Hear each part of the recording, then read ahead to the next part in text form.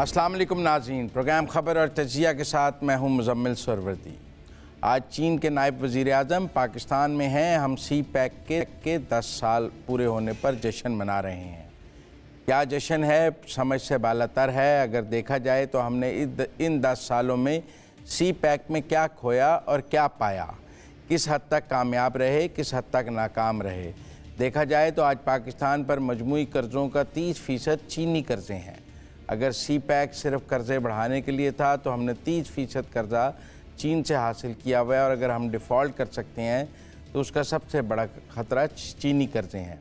गवादर की बंदरगाह वीरान पड़ी है, ड्रैगिंग है। आज सूरत हाल ये है कि बड़े बहरी जहाज़ भी गवादर की बंदरगाह में अभी लंगर अंदाज नहीं हो सकते हैं।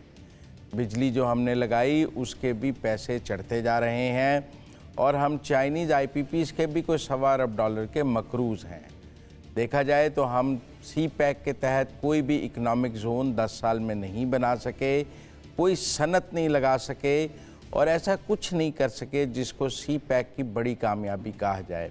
लोड शेडिंग ज़रूर हमने सी पैक के साथ ख़त्म की, को 8000 मेगावाट बिजली लगाई।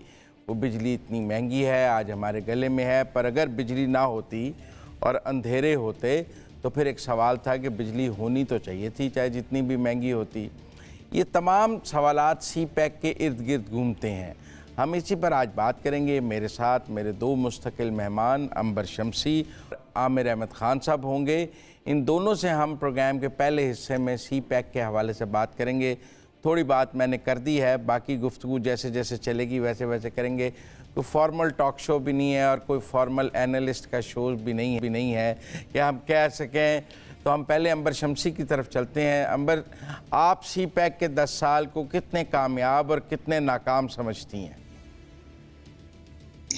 मेरे ख्याल में कुछ तो आपने मुज़म्मिल, सबसे पहले तो शुक्रिया, और उम्मीद है कि हम गुफ्तगू सेहर हासिल जिसको कहेंगे, लेकिन आपने थोड़ा सा डरा दिया था ट्विटर पे कि आप लड़ाई झगड़ा करेंगे, और मैं आपको बताने लगी हूँ कि थोड़ा सा मैं आपसे इत्तफाक भी करती हूँ। 10 साल हम मना रहे हैं, और इसके बावजूद ज़ाहिर है सवाल ये पैदा होता है कि कितनी नौकरियां पैदा हुई, कितने प्रोजेक्ट्स बड़े जो है वो कायम हुए, कितने हम कह सकते हैं कि कितने इसका हासिल क्या रहा। देखिए, बिजली की आपने बात की, ज़ाहिर है नेक्स्ट फेज़ ये था कि डिस्ट्रीब्यूशन को इम्प्रूव करना था, वो नहीं हो पाया। दूसरी मेरे ख्याल में एक दूसरा बड़ा सवाल था कि जो बहुत एक तनाज़ा भी खड़ा हुआ था वो नौकरियों के हवाले से था कि ये समझने की कोशिश हो रही थी कि जिन जिन इलाकों में चीनी सरमायाकारी होगी, लोकल जो हैं उनको कितनी मुलाजमतें मिलेंगी। वैसे इकबाल साहब जो प्लानिंग मिनिस्टर भी हैं और सी पैक का ज़ाहिर है बहुत इसको प्रमोट भी करते हैं, उनका कहना है कि तकरीबन कोई 2.5 लाख मुलाजमतें इससे पैदा हुई थी। इसमें से तकरीबन मेरे ख्याल में 1.5 लाख पाकिस्तानी हैं। लेकिन ये वजाहत हमें नहीं मिली कि इसमें कितने आर्जी हैं और कितने मुस्तकिल हैं। फिर एक और बहुत अहम सवाल, आपने बिजली के हवाले से बात की।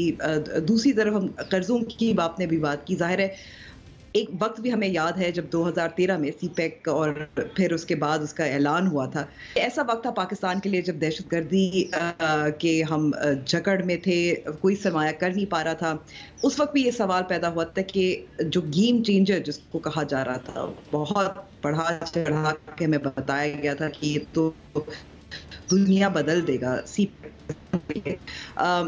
गेम चेंजर किस हद तक हुआ? अब 2-3 ज़ाहिर है इसमें हम फैक्टर्स भी देखें। एक सिक्योरिटी का फैक्टर है। कल ही बाजौड़ में JUIFA की एक रैली पर खुदकुश हमला हुआ, और हम उस पर ज़ाहिर अभी फ़िलहाल तो नहीं बात कर रहे, लेकिन मैं कहूँगी कि इन 2-3 सालों में चीनी जो बाशिंदे हैं उन पर भी हमले हुए। यहाँ कराची में मैं बैठी हुई हूँ, और पिछले साल ही एक यूनिवर्सिटी के बाहर कन्फ्यूशियस इंस्टीट्यूट, जिसमें 3 चीनी टीचर्स हैं, उनको हदफ बनाया गया था।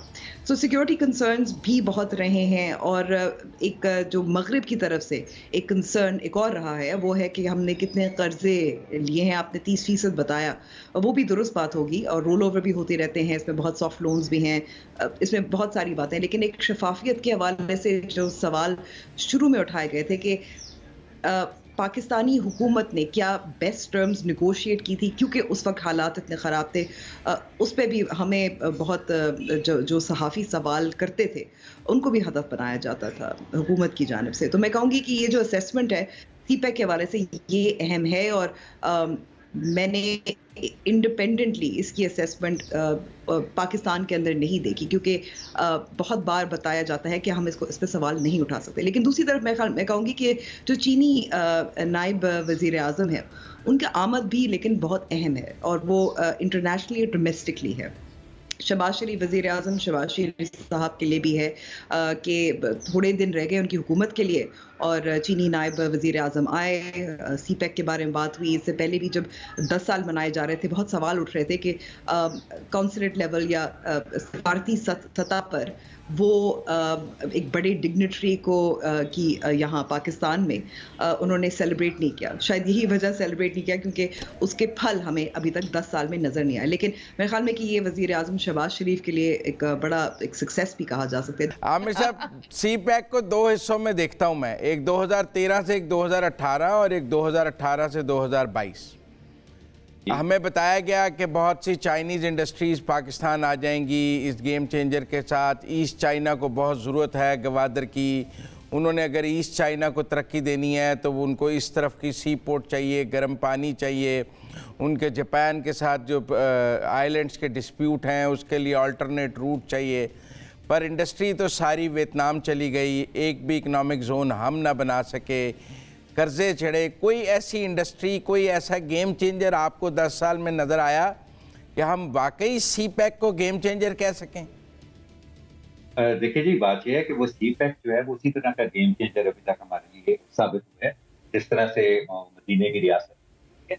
ये हमें पहले दिन से Muzammil, what I think is very important कि सी पैक को इंट्रोड्यूस ही कराया गया पाकिस्तान में, इसका शोर ही मचाया गया पाकिस्तान में एज अ गेम चेंजर।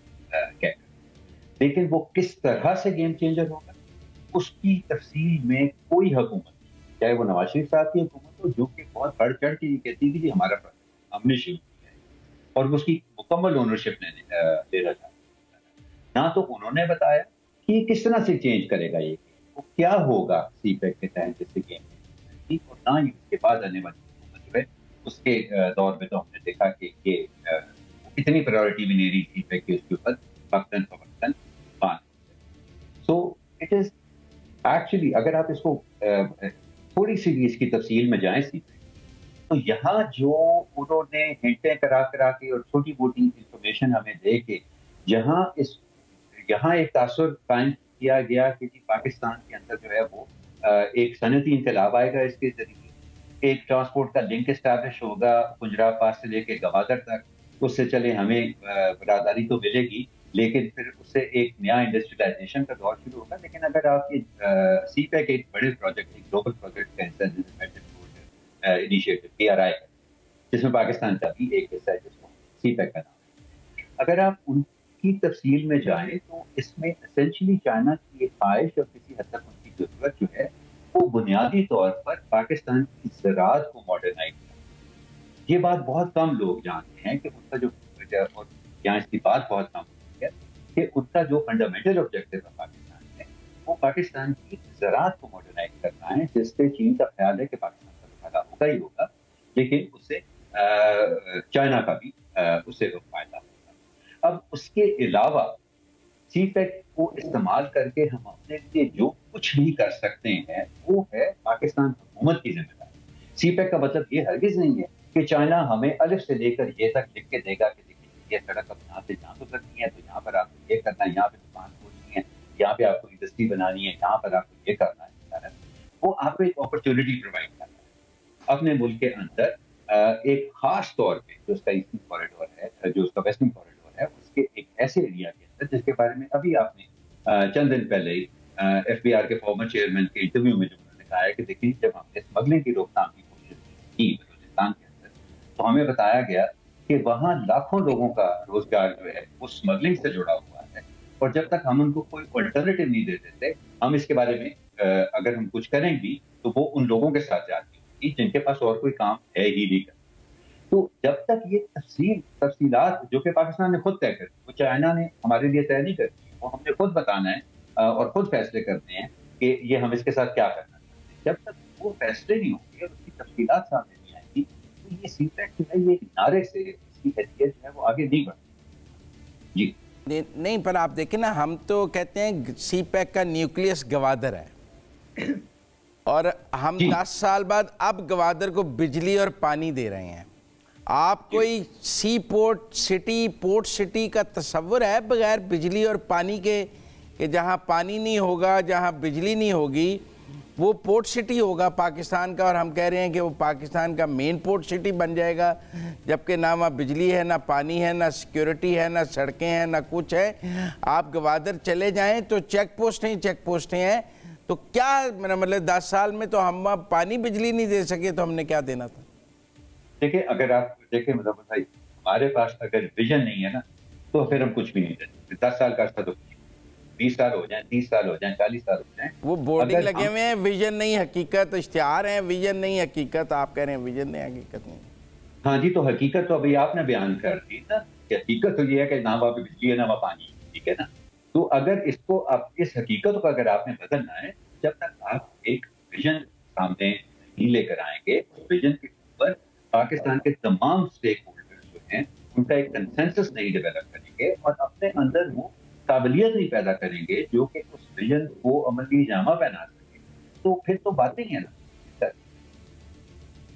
अंबर, अब 10 साल और गुजर जाएंगे सीपैक। आप मुस्तकबिल का हाल बहुत अच्छा बताती हैं और आपको आगे का पता होता है, तो 10 साल बाद भी ये तकरीब हो रही होगी। तोता है साहब, तोता है ना। सीपैक के 20 साल बाद भी जो आमिर साहब कह रही हैं वही हो रहा होगा 20 साल बाद भी। मेरा मतलब है 10 साल बाद जहाँ खड़े हैं, ठीक है, हमने चीनी नायब वज़ीर आज़म को हिलाल इम्तियाज़ दे दिया है, 5-6 मुफाहमती याददाश्तें हैं, कुछ कर्ज़े रोल ओवर हो रहे हैं और दुनिया कह रही है कि अगर पाकिस्तान डिफ़ॉल्ट करेगा तो चाइनीज़ कर्ज़ों की वजह से करेगा, जैसे श्रीलंका ने किया था, क्योंकि चाइनीज़ का एक डेट ट्रैप भी होता है। लेकिन बहरहाल हमें तो वो रोल ओवर, और अभी तो उन्होंने 2 साल के लिए उसको रीस्केड्यूल भी किया है 2 साल के लिए। लेकिन क्या मतलब रोड मैप पाकिस्तान क्या करे उसके लिए कि सीपैक जो है वो चल जाए, क्योंकि ना ये चल रहा है, ना ये गले से उतर रहा है, ना ये गले में जा रहा है, दरमियान में फंस गया है पाकिस्तान के सीपैक। देखिए, सबसे पहले तो आमिर साहब ने बात की तरजीहात की। जाहिर है ये जो तरजीह होनी चाहिए इस वक्त इंडस्ट्रियल जोन्स की हैं, उनमें से 9 बननी थी, अभी 4 अभी भी अंडर कंस्ट्रक्शन है, बाकी 5 का कुछ पता नहीं है। 2020 तक कुछ ऐसे प्रोजेक्ट्स थे जो मुकम्मल होने थे, तो जाहिर है उनको एक्सपेडाइट करना होगा। लेकिन आई थिंक एक जो अहमियत है इस वक्त चीनी नायब वज़ीर आज़म के दौरे की, वो इसलिए भी है क्योंकि उनकी खासियत, वो किस फैक्टर के लिए जाने जाते हैं, वो इस फैक्टर के लिए जाने जाते हैं कि वो इन्वेस्टमेंट करते हैं बड़े मेगा प्रोजेक्ट्स में। चीनी जो मईशत है उसको बूस्ट करने के लिए उनके कुछ तजर्बात रहे हैं, टियानजिन में भी रहे हैं। तो ये आप कह सकते हैं कि इशारा भी है, ये एक मौका भी है दोबारा से। अगर हम कह सकते हैं कि 10 साल बाद हमने वो फल हमें नहीं ज़ाहिर है मिले, खाने को नहीं मिले जो हमें मिलने थे, तो ये अब मौका है कुछ रीसेट करने की। तो क्या वो जो स्पेशल इंडस्ट्रियल जोन्स हैं जो अब तक चालू हो जाने चाहिए थे, ये मौका है शायद। लेकिन जो बड़ी रुकावट अब भी है वो मैं कहूँगी कि सिक्योरिटी है। आप गवादर की आपने बात की, गवादर में चेक पोस्ट क्यों है? सिक्योरिटी की वजह से। दासू पे जो हमला हुआ था वो क्यों है? कराची में क्यों अटैक्स होते हैं? वो सिक्योरिटी के इश्यूज रहे हैं। तो ये एक प्रॉब्लम है। और फिर इसमें एक और सवाल जो बनता है कि जो बार बार चीनी हुकाम हैं जो पाकिस्तान को पूछते रहते हैं, बताते रहते हैं कौन सी दहशतगर्द तंजीमें हैं, उन पर काबू पाया जाए, सिक्योरिटी दी जाए। चीनी जो शहरी हैं यहाँ जो मौजूद हैं, जो काम करते हैं, जो हुकाम हैं, इस पे भी पाकिस्तान क्या we also need to weigh that cost as well. तो तरजीहात एक तरफ है, वे दैट कॉस्ट कि हम तहफ़्फ़ुज़ तो फराहम करने, एक स्पेशल फोर्स भी कायम की गई थी, लेकिन उसका कितना कॉस्ट है? अभी आप मैं दोबारा से जाऊंगी कि कल ही पाकिस्तान में शुमाली जो बाजौड़ में जो दहशतगर्द हमला हुआ था, दैट इज एन इंडिकेशन। अंबर, मुझे आमिर साहब से आखिरी कमेंट लेना है, फिर मैं सेगमेंट कंक्लूड। आमिर साहब, आप बड़ी राय है कि Imran Khan anti CPEC थे, वो जो 4 साल थे वो सी पैक को स्लो करने के लिए थे और वो हमारी गवर्नमेंट आई ही सी पैक को बंद करने के लिए थी। आप इस कॉन्स्पिरेसी थ्योरी को बिलीव करते हैं या ये भी पॉलिटिकल नैरेटिव्स हैं? देखिए मुज़म्मिल, मैं बिल्कुल इस पे यकीन करता। अगर इमरान खान के दौर में जो सी पैक पे काम हुआ है, अगर वो नवाज शरीफ के दौर के मुकाबले में कम हुआ होता है, तो अगर सवाल ये है कि इमरान खान के दौर में अगर कुछ नहीं हुआ सी पैक के ऊपर, तो उससे पहले नवाज शरीफ के दौर में क्या काम हुआ? And again I will come back to what I was saying कि इस तरह के प्रोजेक्ट्स को जहाँ पे आप एक दुनिया की 3 बड़ी इक़्तिसादी कुव्वतों में से एक ग्लोबल प्रोजेक्ट का एक छोटा सा हिस्सा है, PRI का आप एक छोटा सा हिस्सा है जिसको आप फीडबैक करते हैं, उसमें आगे बढ़ने के लिए आपको उनकी जो चाइनीज का जो कल्चर और डेवलपमेंट है, आपको उसको समझना पड़ेगा। वो अपनी टेक्नोलॉजी को तो वहां तक पहुंचा चुके हैं जहाँ पे वो रातों रात एक रेलवे स्टेशन खड़ा कर देते हैं, वो चंद हफ्तों के अंदर एक लंबी सी सड़क बना देते हैं, वो चंद महीनों में 2 शहरों को जो है वो रेलगाड़ी से वो जोड़ देते हैं। This is the pace that they are used to. अब उसके मुकाबले में हम अगर अपनी पेस देखें तो हमें तो महीनों क्या सालों तक समझ ही नहीं आती है कि अच्छा ये अपॉर्चुनिटी जो हमें मिली है उसका हमने करना क्या है। जिस वक्त मैं आपको उसका एक एग्जांपल देता हूँ कि जिस वक्त चाइनीज प्रेसिडेंट ने पाकिस्तान में आना था, धरने चल रहे थे इमरान खान के उस वक्त, तो अहेड ऑफ द विजिट जो कि ना हो सकी धरने की वजह से कैंसिल हो गई, लेकिन उससे पहले सैकड़ों की तादाद में पाकिस्तान के अंदर हैवी मशीनरी वो लोग मूव कर चुके हुए थे और उनका उस वक्त भी जो उनका कल्चर है उसके मुताबिक उनका ऑब्जेक्टिव ये था कि यहाँ चाइनीज प्रेसिडेंट जो है वो चाइनीज प्रीमियर जो है वो अपना तकरीर करेंगे, लॉन्च करेंगे सी पैक को, और जो ही वो मामला खत्म होंगे धड़ाधड़ पाकिस्तान के अंदर काम शुरू हो जाएगा। लेकिन वो ना तो हमें बांस मिला और ना ही उसकी बांसुरी बजा सके, वो तो धरने की नजर हो गया उनका। सो उस कल्चर को बीच में रख के जो है वो हम आगे चलेंगे तो हमें थोड़ी सी कुछ बात बढ़ती नजर आएगी। नहीं तो ये हम इसी तरह की ये सियासी बयानात के अंदर फंसे रहेंगे कि जी इमरान खान सी पैक के खिलाफ थे। भाई क्यों खिलाफ होने आते हैं? वो पाकिस्तान में हुकूमत करने की ख्वाहिश लेके आए हैं। उनका ऑब्जेक्टिव ये है कि वो पाकिस्तान के एक बड़े अजीम रहनुमा की तरफ से माने जाए, तो वो एक इतने बड़े सूबे के खिलाफ कैसे हो जाए? या अगर वो खिलाफ थे और नवाज शरीफ की गवर्नमेंट उसके खिलाफ नहीं थी, तो नवाज शरीफ की गवर्नमेंट के वक्त जो है वो कौन सी ऐसी तूफ चला ली गई है जो कि इमरान खान की हुकूमत में नहीं चली? तो आमिर साहब मुझे ब्रेक लेनी है, ब्रेक भी एक सेंसर है, लिहाजा ब्रेक लेते हैं, बाद वापस आएंगे तो दूसरे टॉपिक पर बात करेंगे।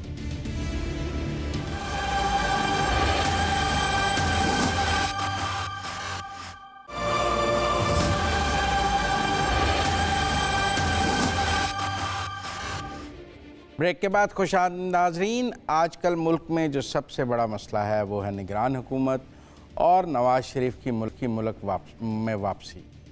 पहले वो सऊदी अरब जद्दा रहे, फिर कहा यूरोप चले गए, अब कहा जा रहा है वापस लंदन पहुंचेंगे। लंदन पहुंचकर किसी एक प्रेस कॉन्फ्रेंस में वापसी का शेड्यूल देंगे। वो वापस आएंगे नहीं आएंगे, इलेक्शन से पहले आएंगे, इलेक्शन के बाद आएंगे, वो मुल्क में चौथी बार वज़ीर आज़म बनेंगे। शहबाज शरीफ भी कहते हैं कि वज़ीर आज़म के उम्मीदवार नवाज़ शरीफ हैं, वो मुस्लिम लीग नून की कैंपेन को लीड करेंगे, लंदन से लीड करेंगे, पाकिस्तान में लीड करेंगे। क्या लेवल प्लेइंग फील्ड ये है कि इमरान खान भी नहीं होंगे और नवाज़ शरीफ भी नहीं होंगे और एक लेवल प्लेइंग फील्ड होगा, या एक लेवल प्लेइंग फील्ड है कि 2018 में जिस तरह नवाज़ शरीफ नहीं थे 2023 में इमरान खान नहीं होंगे और लेवल प्लेइंग फील्ड हो जाएगा, 18 और 23 का बराबर हो जाएगा? किस लेवल प्लेइंग फील्ड की बात हो रही है? कहीं सज़ा की बात हो रही है, उनकी सज़ा मुअत्तल कैसे होगी, फासली ज़मानत कैसे होगी? कहती हैं जब तक बंदयाल साहब और हम ख्याल जजीज़ मौजूद हैं तब तक वो नहीं आएंगे। जब सुप्रीम कोर्ट में रजीम चेंज हो जाएगा, नए चीफ जस्टिस आ जाएंगे, तब वो आएंगे। तो वो 16 सितंबर तक के बाद आएंगे, 16 सितंबर से पहले आएंगे? बहुत सारे सवालात हैं जो मैंने अंबर और आमिर साहब के लिए इसलिए फ्रेज़ किए ताकि वो बारी बारी इसको का जवाब दे सकें। आमिर अहमद खान साहब, नवाज़ शरीफ वापस आएंगे, कैसे आएंगे, क्यों आएंगे, कब आएंगे?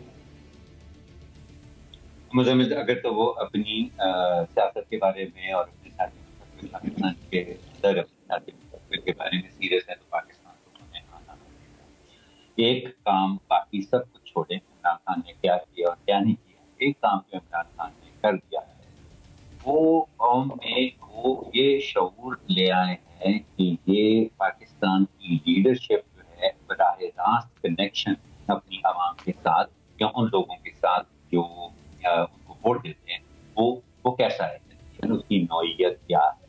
अब मैं नहीं समझता हूँ कि किसी भी, अगर नवाज लीग ने अपनी इलेक्शन कैंपेन को सीरियसली चलाना है और जैसे कि अभी प्राइम मिनिस्टर साहब ने भी कहा कि जी अगर हम इलेक्शन जीते तो वज़ीर आज़म नवाज शरीफ होंगे, तो कोई ऐसा शख्स जो कि पाकिस्तान का अगला वज़ीर आज़म बनना चाहता है, मैं नहीं समझता हूँ तो वो पाकिस्तान से बाहर रहकर एक मौसर इलेक्शन कैंपेन चला सकता है। और अगर किसी वजह से उनको ऐसा करना पड़ा तो वो उनकी पार्टी के लिए बहुत बड़ा बोझ होगा, बहुत बड़ा सेटबैक होगा। रही बात उनके वो वापस आएंगे तो वो उनके जो मुकदमात हैं उनका क्या बनेगा, अदालतों का उनकी तरफ क्या रवैया होगा, वो उनकी नाअहली का क्या बनेगा क्या नहीं बनेगा। देखिए ये लॉजिस्टिक्स, ये वो वाले लॉजिस्टिक्स हैं जो कि पाकिस्तान में हम देख रहे हैं कि एक बड़े अरसे से कि जब एक सियासी रहनुमा हमारा अताब में होता है तो वो लगता है कि उसके सारे रास्ते उसके सामने एक नतीजे भी बन होते हैं, लेकिन फिर जब उसी पार्टी की या उससे आगे रहनुमा की जरूरत पड़ती है तो वो बिल्कुल लाइक मैजिक वो सारे के सारे रास्ते जो हैं वो खुलते हैं। तो लॉजिस्टिक्स में अभी मेरा ख्याल है हमें जाने की जरूरत नहीं है। जो एक जिस प्रिंसिपल के ऊपर सियासत चलती किसी भी माशरे के अंदर वो कनेक्शन होता है जो कि अपने एक पॉलिटिकल लीडर का अपने लोगों के साथ होता है। अगर तो उन्होंने एक मौसर सियासी कैंपेन चलानी है तो उनको बाहर पाकिस्तान वापस आना है, और अगर किसी वजह से वो नहीं आ सकते then he has to be very transparent। ठीक है वो कैंडिडेट नहीं है हकीकत। अंबर, आप भी समझती हैं उन्हें वापस आना है, और कब तक उनकी डेडलाइन है? आप समझती हैं कि अब इस डेट तक ना आए तो फिर आने का भी कोई फ़ायदा नहीं है? कोई आपके नज़दीक कट ऑफ डेट के इससे पहले ज़रूर आ जाएंगे अगर आना हो? देखिए हम इस वक्त जो एक आप और मैं और हम जैसे तज्जियाकार मेरे ख्याल में पाकिस्तान भर में एक ये गेम खेल रहे हैं, इंतखाबात होंगे या नहीं होंगे और नवंबर में होंगे या नहीं होंगे। और हम कई इसमें कहते हैं कि फैक्टर्स हैं, उनसर है जो इससे हम ताल्लुक़ है। एक मियां नवाज शरीफ की वापसी है। इतना हमें पाकिस्तान मुस्लिम नवाज की बार बार कहने से समझ आ रहा है कि इंतखाबात के करीब वापस आएंगे, तो मियां नवाज शरीफ जब वापस आएंगे इसका मतलब है कि इंतखाबात होंगे। अब जाहिर है ये हफ्ता भी हर हफ्ता अहम ही होता है और हर हफ्ता लगता है कि पाकिस्तान नाजुक मोड़ से गुजर रहा है, लेकिन इस वक्त तोशाखाना का केस है, एक इमरान खान साहब और उनका मुस्तकबिल है, दूसरी तरफ असेंबली तहलील होनी है और फिर देखना है कि निगरान वज़ीर आज़म कौन है। मुझे मालूम है कि अभी फिर बात करेंगे, लेकिन ये सब फैक्टर्स है। तो मियां नवाज शरीफ के लिए कट ऑफ टाइम जो है वो जाहिर है अब सितंबर ही होना चाहिए। इतना वाजे जिस तरीके से पाकिस्तान मुस्लिम नवाज और जाहिर है जो केसेस और जिस तरीके से केसेस डेवलप हुए हैं, तोशाखाना की मिसाल ले लें कि इस वक्त बिल्कुल फौरी तौर पर जिस तरह 2018 में जल्दी से चाहे बहुत सारे ऐसे केसेस थे जो निपटे गए थे, पाकिस्तान मुस्लिम नवाज के रहनुमाओं को गिरफ्तार किया गया था, इसी तरह हम दूसरी तरफ देख रहे हैं कि तोशाखाना केस में इमरान खान साहब इस वक्त जो डिले करना चाह रहे हैं अपना रिकॉर्ड, जो उनका बयान है वो अब ट्रायल कोर्ट सुन रही है। तो इसका मतलब है कुछ शायद ताख़ीर होगी और उसका इंतज़ार फिर यही होगा जिसको हम ख्याल बेंच कहा जाता है, जब मौजूदा चीफ जस्टिस रिटायर हो जाएंगे, यानी कि जब अगले चीफ जस्टिस ओहदा संभाल लेंगे, यानी कि सितंबर। कट ऑफ टाइम मेरे ख्याल में नवाज शरीफ साहब के लिए सितंबर ही होना चाहिए। इसके बाद अगर वो आए तो मेरे ख्याल में कि वैसी बहुत ताख़ीर हो चुकी है, बहुत देर हो चुकी है, क्योंकि अगर एक सियासी जमात ऐसे रहनुमा पर इन्हिसार कर रही है अपनी इलेक्शन कैंपेन को चलाने के लिए, कुछ जिद्दत लाने के लिए, कुछ एक्साइटमेंट लाने के लिए, वोटर को अपनी तरफ माइल करने के लिए, जो गुज़िश्ता 4-5 साल से मुल्क से बाहर हैं, इसमें कोई शक नहीं है कि वो मामला तो चलाते रहे हैं। लेकिन जो आमिर साहब बात कर रहे थे, एक ताल्लुक़ होता है, एक मौजूदगी होती है, अपने MPAs, MNAs से मुलाकातें होती हैं, ऑर्गेनाइजेशन होती हैं, आवाम से मुलाकात होती है, एक नब्ज़ होता है जिसका समझने की ज़रूरत होती है और यहाँ मौजूद होने से ही होती है। तो फिर मेरे ख़्याल में कि ये नून लीग जो इतनी कॉन्फिडेंट और पुरएतमाद नज़र आ रही है क्योंकि शहबाज शरीफ साहब ने ऐसे ताल्लुकात बना रखे हैं ताकतवर हलकों के साथ कि एक ज़ामिन बन गई है अगले इलेक्शन के लिए। तो मेरे ख्याल में कि ये अफसोसनाक बात है। तो अगर मियां नवाज शरीफ सितंबर से पहले नहीं उसके बाद आते हैं तो मेरे ख्याल में कि वैसे भी देर तो बहुत ही हो चुकी है मियां जावेद लतीफ़ और इनको सुन कर के अब मियां नवाज शरीफ वापस आ रहे हैं, बस आ रहे हैं। हम भी थक गए हैं, मेरे ख्याल में कि नून का वोटर भी थक गया होगा। नहीं, मैं अंबर आपसे मुत्तफिक नहीं। मेरे ख्याल में एक वोटर जो है वो समझता है कि पाकिस्तान की अदलिया के ट्रेंड्स क्या हैं, और अब जबकि मेरा मतलब है कि बहुत सारे जो किरदार हैं वो नवाज़ शरीफ को सज़ा देने के हवाले से वो ख़ुद भी ये बात कर रहे हैं कि वो सज़ा ठीक नहीं थी, और वो किरदार ख़ुद भी आहिस्ता आहिस्ता जो सज़ा देने के वक्त मिठाइयाँ बांट रहे थे वो आज ख़ुद कह रहे हैं कि वो सज़ा ठीक नहीं थी। और हमारी जुडिशरी ने जिस तरह पिछले 1 साल में बिहेव किया है, जो जुडिशरी के अंदर से भी आवाज़ें आई हैं सू मोटिव के हवाले से, दीगर हवालों से, और जो जिस तरह एक जमात को सहूलतकारी मिली है, एक को नहीं मिली है, और लेवल प्लेइंग फील्ड और यकसा निज़ाम इंसाफ की जो बात की गई है, तो किसी हद तक तो मेरे ख़्याल में आम आदमी को समझ आती है कि मौजूदा अदलिया ने उनके साथ इंसाफ नहीं किया है। और ये भी समझ आती है कि बंदियाल साहब के जाने का इंतज़ार बहुत जस्टिफाइड है, और अगर अपनी गर्दन अब दोबारा बंदियाल साहब के और उनके हम ख्याल बेंच के हवाले नहीं की जा सकती, फिर अगर शहबाज शरीफ वज़ीर आज़म नहीं होंगे और वो आएंगे तो ये तो नहीं होगा कि भाई की वजारत उज़्मा में आकर रिलीफ ले लिया, और ये तो होना ही था क्योंकि भाई वज़ीर आज़म था, फिर तो ऐसा होना ही था। और अगर एक निगरान दौर में आएंगे तो फिर उस वक़्त जो रिलीफ मिलेगा वो भाई के खाते में तो नहीं जाएगा। तो टाइमिंग तो निगरान गवर्नमेंट के आने में ज़्यादा बेहतर नज़र आती है। अगर वो अपने भाई के वक्त में किसी भी वक्त आ जाते तो आपने और आमिर साहब ने तो यही कहना था कि भाई वज़ीर आज़म है लिहाजा आ गया है तो कौन सा कमाल कर दिया है, जब मेरा भाई भी वज़ीर आज़म हो तो मैं भी आ जाऊंगा। बता रही कि मियां शहबाज शरीफ साहब के जाने का इंतजार था ताकि कोई आंच ना पड़े। मैं समझता हूं कि बेसिकली तो अगर भाई की वजारत उज़्मा में आते और ना पकड़े जाते तो आपने कहना था देखें भाई वज़ीर आज़म है नहीं पकड़ा गया, और अगर पकड़े जाते तो आपने कहना था देखें कितना बड़ा चोर है, भाई के वज़ीर आज़म होते हुए भी पकड़ा गया है, इससे ज़्यादा चोरी का क्या सबूत है। ठीक है ना, तो वो डबल एज वेपन था।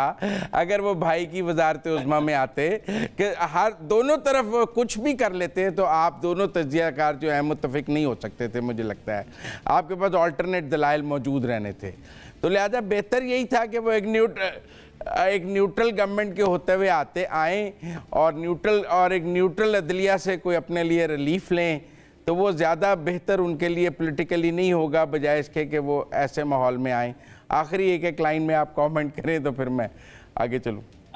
मैं कहूँगी देखिए जाहिर है अगर मैं इजाजत हो आमिर साहब, अगर मैं इसका जवाब थोड़ा सा दो बातें करना चाहती हूँ। देखिए इस वक्त भी इमरान खान साहब पाकिस्तान तहरीक इंसाफ जजेस पर एतराज़ कर रही है जिन केसेस में उनको लगता है कि वो उनकी जजेस की तरफदारी है। तो ऐसा नहीं है कि कोई भी जज होगा सियासी जमात ज़ाहिर इनको जानिबदार करार देंगे। दूसरी तरफ मैं कहूँगी कि लेवल प्लेइंग फील्ड और फ्री एंड फेयर इलेक्शन में बहुत बड़ा फ़र्क है, और मेरे ख्याल में कि उसी को हम समझना ज़रूरी है। जी आमिर साहब, I will wind up Muzammil by saying कि आप, मैं और अंबर जो है ना, हम पाकिस्तान को इस वक्त रिप्रेजेंट कर रहे हैं क्योंकि हम तीनों की राय मुख्तलिफ है एक ही, एंड दिस इज एग्जैक्टली जो इस वक्त पाकिस्तान की सियासत का हाल है कि आप कोई 3 बंदे इकट्ठे कर लें और एक ही मामला अगर वो डिस्कस कर रहे होंगे तो चांसेस आर की ना आए बिल्कुल। लेकिन आज मैं समझता हूँ इस बात को जरूर जहन में रखूंगा कि जो तज्जिया आपका है ना, कि एक शख्स जानता है कि क्या हुआ, किस तरह से नवाज शरीफ को नाअहल करार दिया गया, उसके अंदर अदलिया का क्या रोल था, किस तरह से उसको पाकिस्तान से बाहर जाने पर किया गया, वो आए हैं वापस, तो उसकी क्या टाइमिंग क्या नहीं, वो अपनी जगह वो एक इन्फॉर्म्ड एनालिसिस आप उसको जरूर कह सकते हैं।